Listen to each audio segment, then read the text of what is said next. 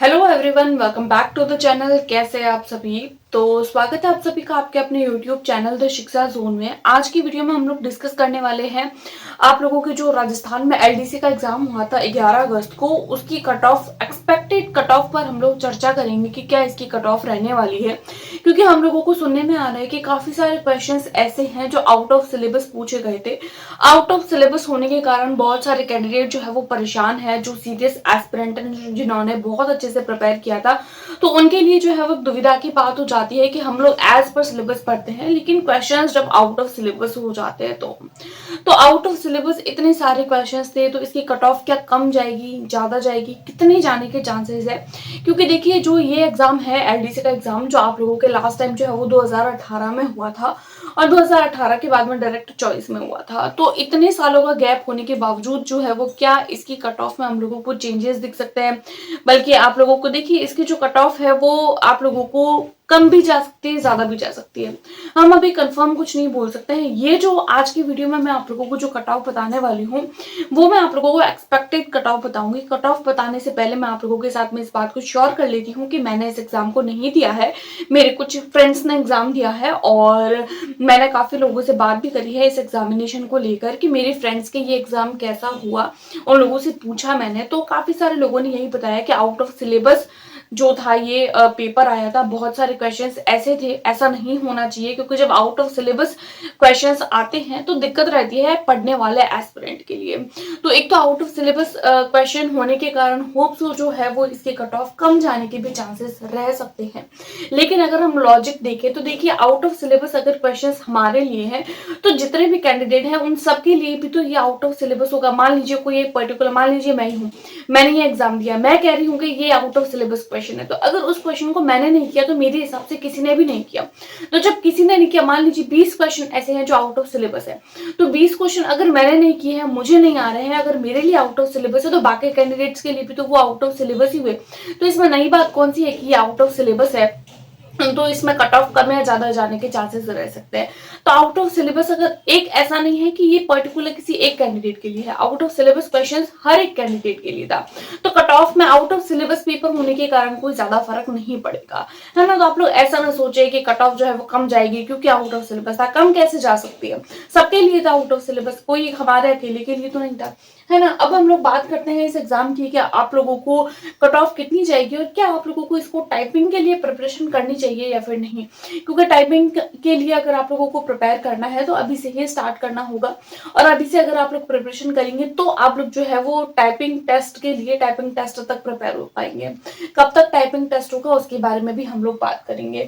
देखिए, इसके जो कुल पद थे वो हमारे 4100 जो है वो 97 थे, और इतने पद थे, और इसमें से जो है वो आप लोगों की 3 गुना लोगों को, यानी कि लगभग जो है वो आप लोग 4200 के आसपास समझ सकते हैं, 4200 में 3 ही कम है, इतने आप लोगों के पद थे, और इसमें 3 गुना लोगों को जो है वो सिलेक्ट किया जाएगा टाइपिंग के लिए, है ना। 3 गुना लोगों को सेलेक्ट किया जाएगा टाइपिंग के लिए। तो लगभग अगर इसके हिसाब से देखें तो लगभग जो है वो 13 से 14 हजार तक लोग जो है वो आप लोगों को टाइपिंग के लिए लिए जाएंगे। अब ये जो कट ऑफ बनेगी ना, वो कट ऑफ आप लोगों के रिटर्न के बेसिस पर बनेगी, टाइपिंग के बेसिस पर बनेगी, या दोनों के बेसिस पर बनेगी। तो इस बात को मैं कंफर्म कर लेती हूँ, क्योंकि ज्यादातर लोगों को लगता है कि सिर्फ टाइपिंग के बेसिस पर बनेगी। कुछ कैंडिडेट ऐसा बोलते हैं कि सिर्फ रिटर्न एग्जाम के बेसिस पर बनेगी। तो देखिए, आप लोगों का जो रिटर्न एग्जाम था वो 200 मार्क्स का था, टाइपिंग टेस्ट आप लोगों की 100 मार्क्स का था। टोटल मिला के आप लोगों की 300 मार्क्स बन जाते हैं, और ये 300 मार्क्स के बेसिस पर ही आप लोगों की कट ऑफ बनेगी। ना ही 200 के बेसिस पर बनेगी, ना ही 100 के बेसिस पर, 300 मार्क्स के बेसिस पर आप लोगों की कट ऑफ बनने वाली है। इस बात को आप लोग कंफर्म समझ लीजिए।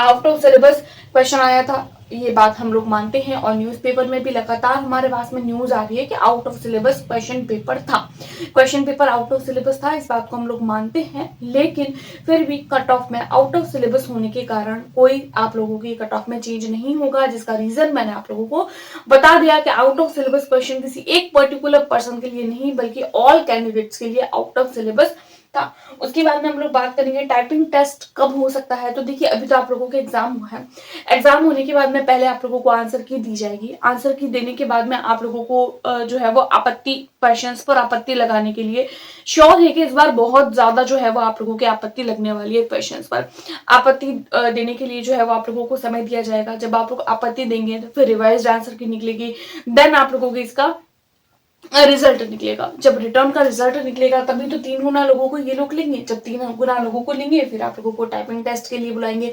तो अभी देखिए अगस्त चल रहा है, तो मे भी आप लोगों के या फिर तो सितंबर के लास्ट वीक में या अक्टूबर के फर्स्ट वीक में आप लोगों के हो सकता है टाइपिंग टेस्ट। तो आप लोगों के पास में ज्यादा समय है नहीं। अगर आप लोग इस जो है वो cut off criteria, expected cut off criteria के अंतर्गत आते हैं तो आप लोगों को श्योर है कि वो जो है वो टाइपिंग के लिए प्रिपरेशन कर देनी चाहिए। कई बार ऐसा होता है कि रिटर्न एग्जाम तो क्लियर हो जाता है, लेकिन हम लोगों को लगता है कि नहीं नहीं कट ऑफ तो बहुत ज्यादा हाई जाएगी, तो हम टाइपिंग के लिए प्रिपरेशन नहीं करते हैं और हमारा टाइपिंग में नहीं हो पाता है। रिटर्न तो हो जाता है लेकिन टाइपिंग में रह जाता है, तो मेन रीजन यही है।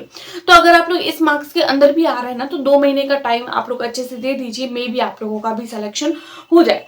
ठीक है। अब बहुत सारे लोग ऐसे होते हैं जो आप लोगों के इस एग्जाम के जो कट ऑफ है उसका कंपैरिजन करते हैं 2018 वाली भर्ती से।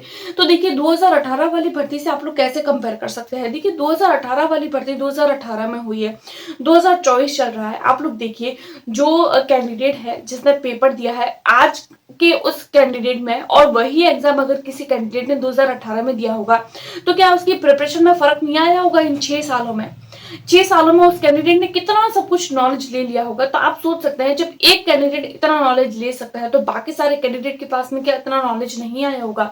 पेपर का जो डिफिकल्टी लेवल है उसमें भी तो चेंजेस आते हैं। स्टूडेंट के पढ़ने का तरीका, क्वेश्चन के आने का तरीका, स्टूडेंट के जो लेवल होता है, एग्जाम देने का जो तरीका होता है, वो सब कुछ बदल जाता है। जब ये सारी चीजें बदल जाती है तो क्या कट ऑफ चेंज नहीं होगी। आज की वीडियो में मैं आप लोगों को जो कट ऑफ बताऊंगी ना, वो आप लोगों को 200 मार्क्स के बेसिस पर बताऊंगी, यानी कि जो रिटर्न एग्जाम है उसके बेसिस पर बताऊंगी, ताकि रिटर्न के बेसिस पर आप लोगों को पता चल सके कि अगर आप लोग इस क्राइटेरिया के अंदर आते हैं तो आप लोगों को श्योर है कि प्रिपरेशन करनी चाहिए अपने जो है वो रिटर्न एग्जाम के, टाइपिंग एग्जाम के लिए, क्योंकि इसके बेसिस पर ही आप लोगों के टाइपिंग एग्जाम के लिए प्रिपरेशन आप लोगों को करनी चाहिए या नहीं करनी चाहिए, वो इस पर डिपेंड करता है। तो 200 मार्क्स के अंदर अगर आप लोग देखिए, मैं आप लोगों को पहले मेल की बताऊंगी, फीमेल की बताऊंगी, दोनों की मैं आप लोगों को बताऊंगी कैटेगरी वाइज। अगर आप लोग जो भी कैटेगरी के हैं वो आप लोग अपना अपना देख लीजिए। अगर आप लोग जनरल कैटेगरी से है तो 125 के अंदर आप लोग प्लस माइनस 2 कर सकते हैं, 2 मार्क्स प्लस भी कर सकते हैं, 2 माइनस, यानी कि एकदम परफेक्ट तो देखिए कोई नहीं बता सकता है। हाँ, हम लोग जस्ट जो है वो एक लगभग वैल्यू हम आप लोगों को बता सकते हैं। 125 प्लस माइनस 2 आप लोग कर सकते हैं, और ओबीसी में आप लोग 120 के आसपास, क्योंकि जनरल की सबसे हाईएस्ट जाती है। अगर आप लोग ओबीसी की देखें तो 120 के आसपास। अब ये 118 भी हो सकता है, 121-22 इतनी भी हो सकते हैं ना, प्लस 2 भी कर सकते हैं और माइनस 2 भी कर सकते हैं। देन आप लोग एमबीसी की देखें तो एमबीसी के 115 के आसपास, एससी कैटेगरी की 110 और एसटी कैटेगरी की 100। ये लगभग एक्सपेक्टेड कट ऑफ है। अब इन सारी कट ऑफ के अंदर जो है वो आप लोग अपने 2-2 प्लस कर लीजिए, 2-2 माइनस कर लीजिए। इस क्राइटेरिया के अंदर आते हैं तो आप लोग श्योर है कि आप लोग जो है वो टाइपिंग के लिए अपनी प्रिपरेशन स्टार्ट कर लीजिए। बाद में तो हमारा लक डिपेंड करता है हम पे कि कितनी जो है वो इसकी कट ऑफ जाएगी। अगर फीमेल की बात करूं तो देखिए मेल से हमेशा जो है वो 5 से 7 नंबर या 10 नंबर भी कई बार कम चली जाती है।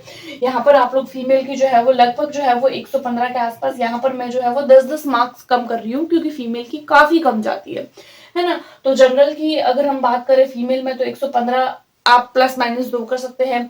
ओबीसी की बात करें तो 110 आप लोगों के लगभग, एमबीसी की बात करें तो 105 लगभग, एससी कैटेगरी में 100 प्लस माइनस और एसटी कैटेगरी में 90 के आसपास। अगर इस क्राइटेरिया के अंदर अगर आप लोग आ रहे हैं और अगर आप लोगों को लगता है, देखिए ये जो कट ऑफ है ये एक्सपेक्टेड कट ऑफ है, मैं ऐसा नहीं बोल रही हूँ कि लगभग इतनी ही जाएगी, श्योर हूं मैं इस बात को लेकर कि इतनी ही जाएगी। मैंने जो कट ऑफ बताई है वो लगभग बताई है।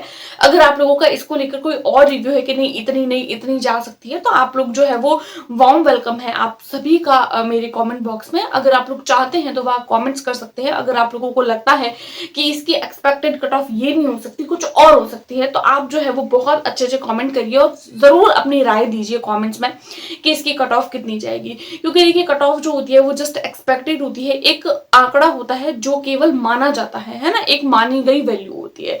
तो मानी गई वैल्यू होती है, अब इसकी कट ऑफ कितनी जाएगी वो तो जब हमारा रिजल्ट आता है तभी हम श्योर बता सकते हैं, लेकिन एक्सपेक्टेड कट ऑफ इसीलिए बताई जाती है ताकि हम जो है वो हमारे नेक्स्ट एग्जाम के लिए प्रिपरेशन कर सके। अब हमको पता है कि इस कट ऑफ के अंदर अगर आप लोग आते हैं तो आप लोगों को एक पॉजिटिव माइंड आता है, और पॉजिटिव माइंड होने के बाद में आप लोग जो है वो अपने टाइपिंग टेस्ट के लिए प्रिपरेशन कर सकते हैं, है ना। तो आप लोग टाइपिंग टेस्ट के लिए अभी से ही प्रिपरेशन करने लग जाइए। अगर आप लोगों के इनसे भी कम मार्क्स बनने हैं तो भी आप लोगों को टाइपिंग के लिए प्रिपरेशन करनी चाहिए, क्योंकि अगर आप लोग अभी से प्रिपरेशन करेंगे तब जाके आप लोग जो है वो एग्जाम तक अच्छे से प्रिपरेशन कर पाएंगे, क्योंकि हिंदी में भी प्रिपरेशन करनी है और जो है वो इंग्लिश में भी प्रिपरेशन करनी है, दोनों की टाइपिंग टेस्ट करना है और दोनों का ही पूछा जाता है। ठीक है, तो फिर आप लोग अगर कमेंट करेंगे तो मुझे बहुत अच्छा लगेगा, और वीडियो पसंद आती है तो प्लीज लाइक करें, अपने दोस्तों के साथ में शेयर करें, और चैनल को सब्सक्राइब नहीं किया है तो नीचे रेड कलर का आप लोगों को बेल आइकन दिख जाएगा, उसको प्रेस कर लीजिए ताकि आने वाली हर एक नोटिफिकेशन आप लोगों को पहुंच सके। Thanks for watching.